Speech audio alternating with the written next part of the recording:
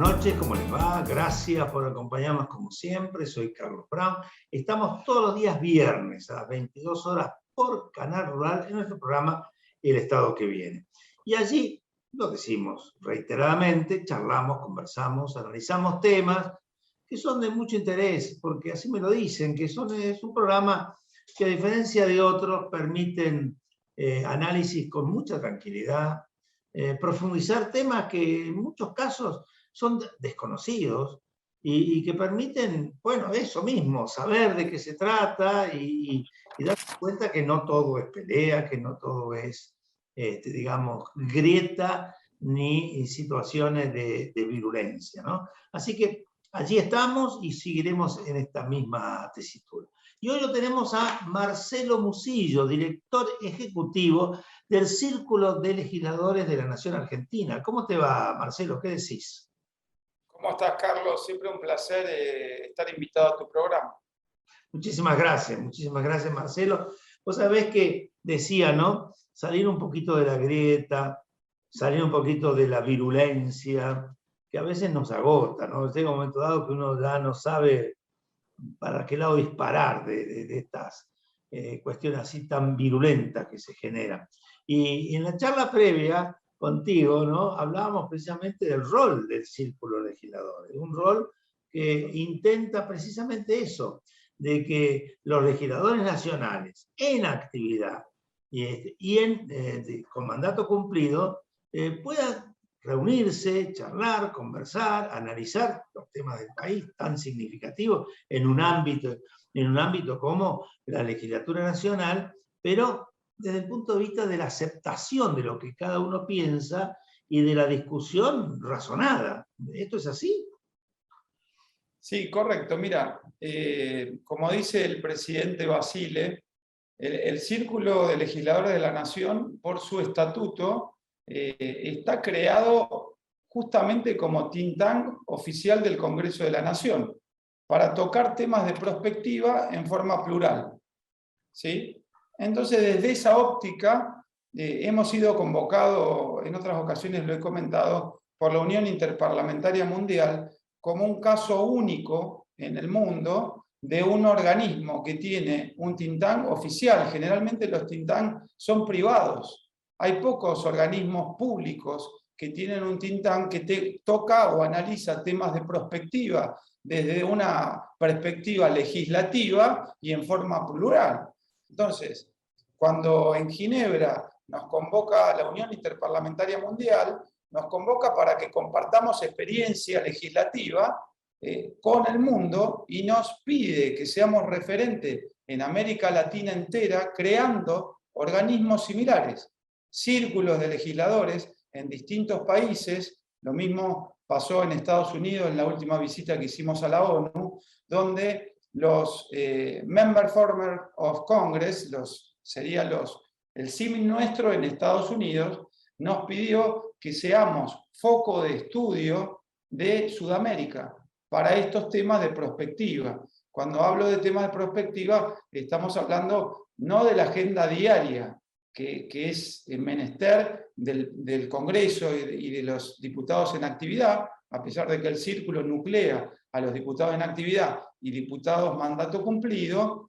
La ventaja que tiene el Círculo de Legisladores y su Instituto de Estudios Estratégicos y Relaciones Internacionales que conduce el diputado Rollero, que ese es el think tank, ¿sí? ese instituto, la ventaja que tiene es que nosotros tenemos el equipo y el tiempo necesario para pensar en temas de prospectiva como inteligencia artificial, neuroderechos, biotecnologías, temas de cambio climático, envases postconsumo, regulación de criptomonedas, bueno, todos temas que de alguna u otra forma los encaramos a través de actividades plurales que son académica legislativa, como fue el cambio de roles, o como la conferencia que tuvimos ayer, que después te voy a comentar, donde se lanzó un observatorio de salud digital en forma federal en el Delia Parodi, con la participación de los dos presidentes de las comisiones de salud de ambas cámaras,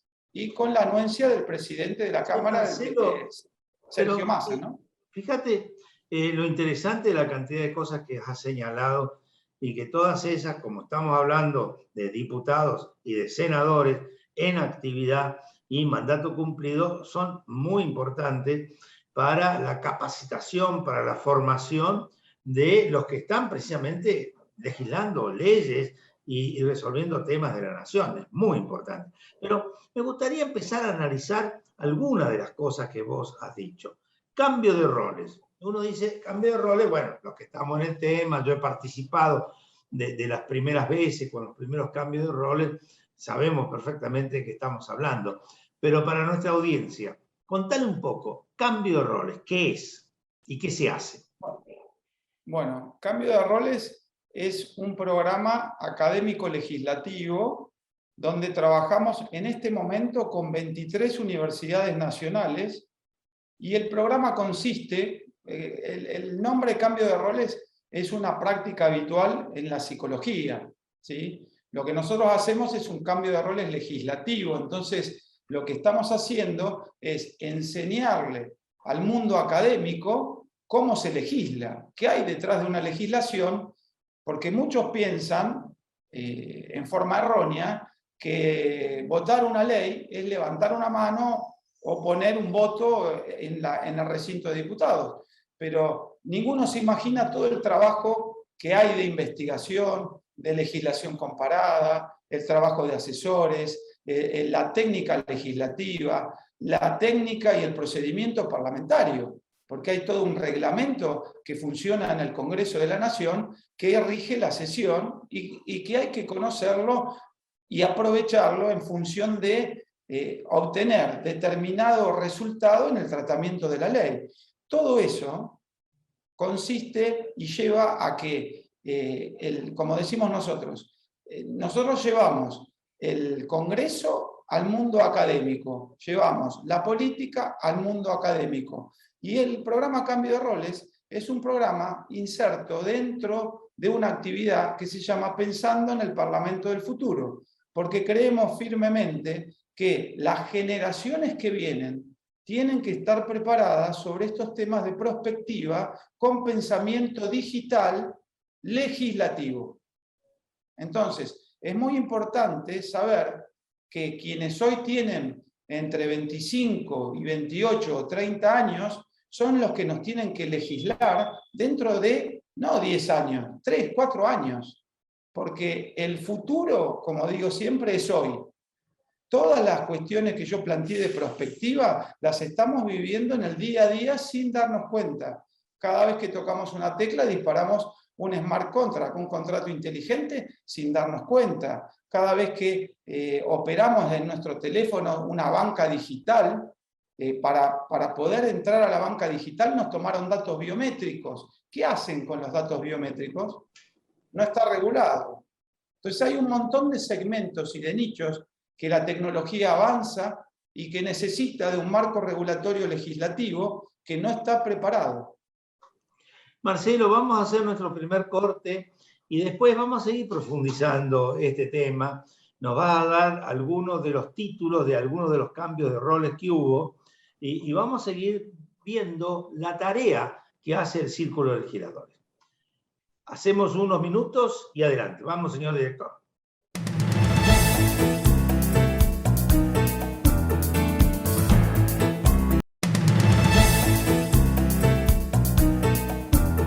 Marcelo, vos sabés que a los legisladores, yo hablo como ex legislador, tuve 2 mandatos, realmente nos preocupa, creo que hablo en nombre de todos, muchas veces la imagen que tiene la gente del rol que cumplen los legisladores, llámese diputados, llámese senadores, inclusive los legisladores de las provincias. O sea, hay como un demérito de la tarea que se realiza hasta llegar a la sanción de una ley, hasta llegar a la sanción de un proyecto que después pasa a otra cámara. Y es como que se piensa que solamente la tarea sucede en el recinto, en un momento determinado, se juntan los legisladores, después a veces de un mes o 2 meses, encima con el tema de la pandemia, levantan la mano, votan, se sanciona la ley, esto es lo único que hicieron. los que hemos sido legisladores, vuelvo a insistir, sabemos que esto no es así. Y ahí aparece el tema de los roles, el cambio de los roles. Así que me gustaría que siguieras contándonos lo del cambio de roles, pero poniendo los títulos de algunos de esos cambios de roles que se han hecho y cómo resultó esa tarea que se hizo y cómo quedaron de impactados los jóvenes que participaron. Bueno, es muy interesante la óptica y la pregunta que me estás haciendo, porque yo soy, digamos, responsable de la gestión y de la ejecución de estos programas. Y como responsable de la ejecución mido el resultado. Entonces, soy quizás la persona que te puede contestar exactamente esa pregunta. ¿Qué resultado tuvieron? ¿Qué repercusión tuvo cada uno de los cambios de roles? ¿Y cuáles fueron los temas de prospectiva que se tocaron? Cambio de roles nació en el 2018, se hizo la primera edición. En ese momento se trató la regulación de drones. Participaron 5 universidades nacionales.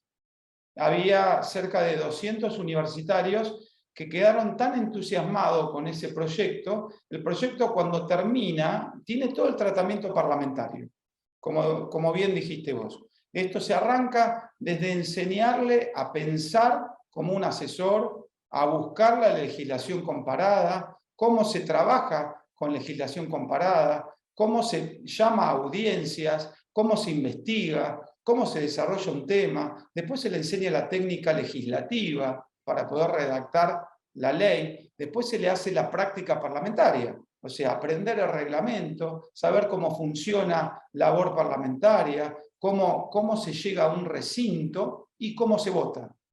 Después que se vota, salen los dictámenes de mayoría o de minoría. En drones salió un dictamen de mayoría. Ese dictamen, para nosotros, es un preproyecto. Y así lo tomamos porque somos ventanilla del Congreso de la Nación. Ese preproyecto lo giramos, anteproyecto, perdón, lo giramos a algunos de los diputados integrantes del Círculo de la Nación. Recordemos que el Círculo nuclea diputados en actividad y mandato cumplido. Por lo tanto, un diputado en actividad funciona de ventanilla de ingreso de ese anteproyecto para darle tratamiento legislativo. En el caso de drones, no hemos logrado el tratamiento legislativo, pero el entusiasmo que obtuvimos de parte de las universidades y de los jóvenes hizo que en el 2019, con un tema también de prospectiva y disruptivo, como digo yo, que fue la regulación de criptoactivos o de criptomonedas, ya fueron 11 las universidades nacionales que participaron y estábamos hablando de 350 jóvenes. En ese caso hubo un dictamen de mayoría y un dictamen de minoría. El interés fue tal que después de la actividad se creó un observatorio de fintech, de tecnología financiera.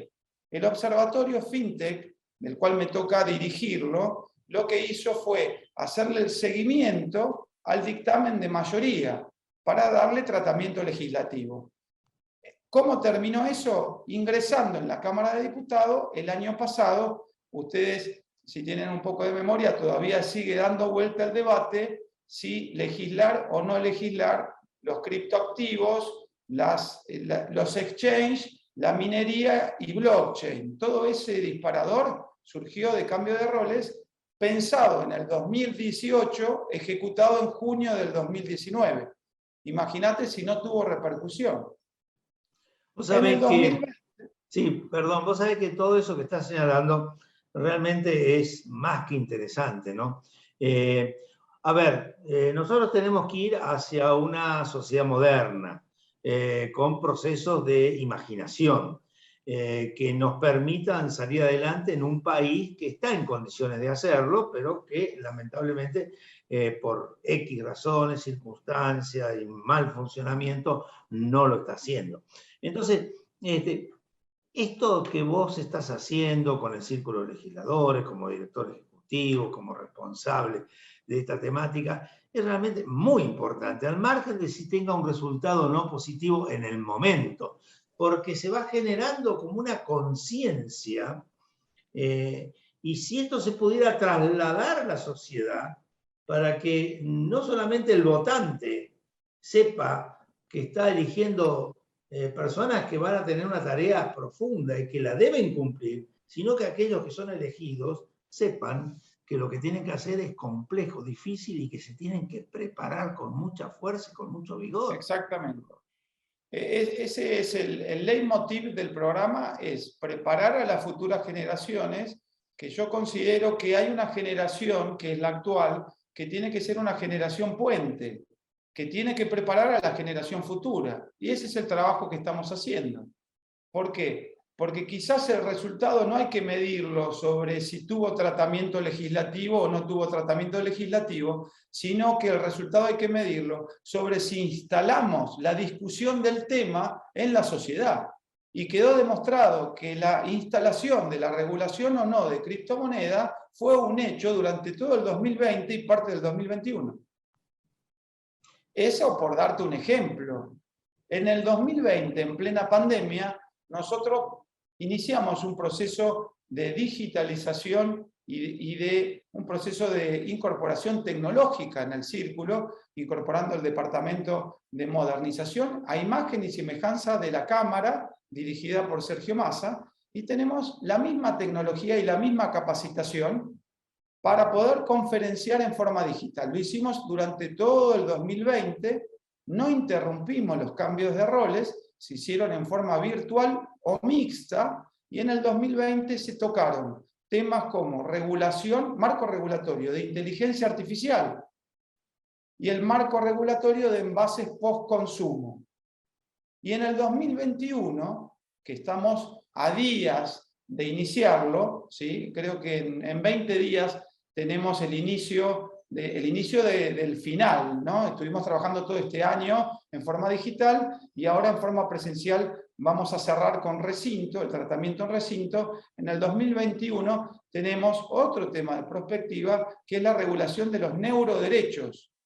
Imagínate si no son temas transversales, disruptivos, que conviven con nosotros, al punto tal que yo le comentaba la otra vez al diputado Rollero, que preside el IELI, con esto de neuroderechos, de que hoy un casco de realidad virtual conectado en forma neuronal, hecho por el laboratorio CERLab en Silicon Valley, cuesta $400 y te permite analizar los sueños e imprimir las intenciones que tiene tu mente.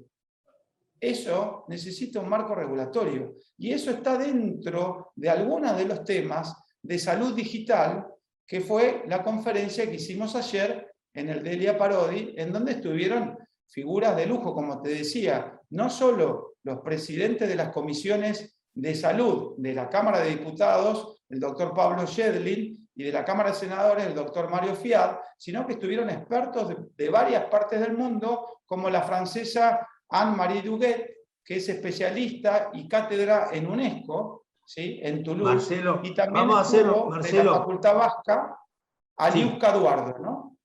Vamos a un corte, que es el último, y vamos a nuestro Dale. último bloque, y allí vamos a profundizar este punto que está señalando, que creo que es extremadamente interesante. Señor director, adelante.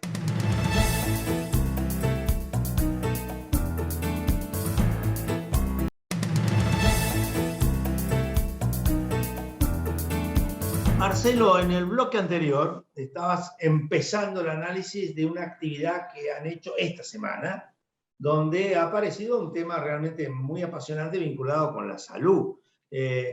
Lo estuviste diciendo, comentaste a algunos de los principales participantes, pero me gustaría que lo profundicemos. Adelante. Bien, esto fue el día de ayer, el 19 de octubre, en el Delia Parodi se hizo la presentación oficial. En realidad venimos trabajando hace 2 meses con el Observatorio de Salud Digital de la Universidad de Buenos Aires, la Universidad de Derecho de la UBA, ¿sí? Dirigido por la doctora Eisenberg. El convenio que hicimos es un convenio específico para poder desarrollar cuestiones legislativas y marcos regulatorios sobre este tema, sobre esta temática.